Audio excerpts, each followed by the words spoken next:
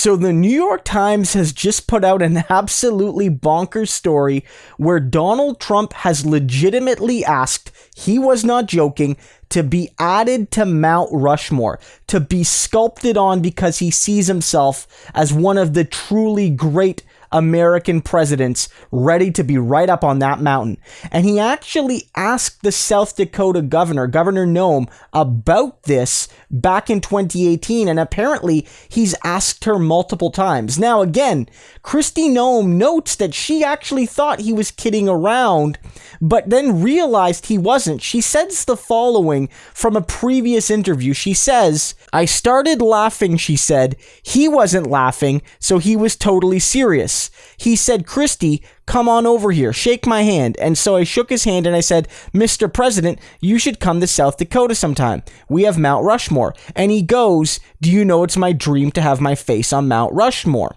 And so apparently what happens is, obviously she knows there's logistical issues and historical issues and political issues, and there's also issues with the local indigenous population that, claim that mountain as sacred and probably didn't want Mount Rushmore there in the first place, and certainly don't want Donald Trump, of all people, being added. She basically sidestepped all that and created a miniature replica of Mount Rushmore with Donald Trump on it, sort of like a toy you give to a child to say, "Here, Billy, I know we couldn't visit Disneyland, but here's a miniature replica of the castle at Disneyland.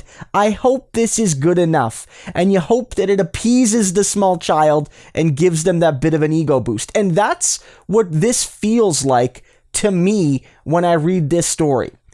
Donald Trump is somebody who clearly has delusions of grandeur.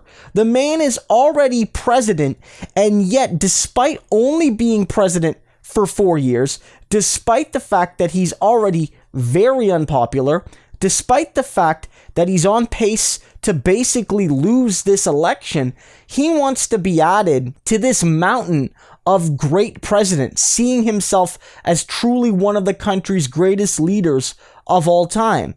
And I just don't think he's worthy. Again, I'm of the mind that Mount Rushmore is an abomination to indigenous justice, that the land is not America's to taint and to warp with something like Mount Rushmore. But even if you leave that aside, even if you leave aside the fact that the mountain is, shouldn't exist, Donald Trump doesn't belong there.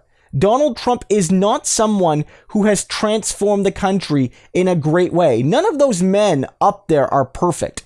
None of those men were universally good. And in some ways, the grand changes some of them made were not always good for everyone within and outside of the United States.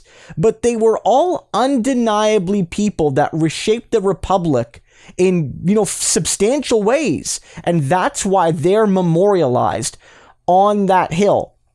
And the fact of the matter is, Donald Trump has not done anything, even bad, but certainly good, to fundamentally transform American society as much as those men have, because he hasn't had his 8 years. And crucially, and this is something that even if you support Trump, you have to also understand and probably acknowledge, to decide whether someone deserves a monument like Mount Rushmore, you need time.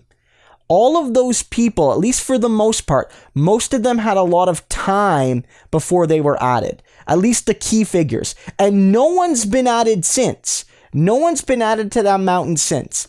They haven't had the time to consider the legacy of a president this recent. When you look at the list of most popular and most hated presidents, they're almost always populated at the top of both lists by recent figures. If you ask Democrats right now, Obama's the greatest president in history. And if you ask Republicans, often it's the most recent Republican president, or maybe it's Ronald Reagan. He's not super recent, of course. He's from the last 30 years or so.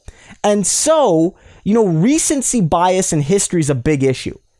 I don't think this is obviously a good move. I think it shows Donald Trump's insecurity. I think it shows his delusions of grandeur. And I think it shows just how, hard other Republican officials have to work to appease him and treat him like a small child and give him these little toys, because no one can go to the president and say, "Sir, you don't deserve to be on this monument. Shut up and get to work."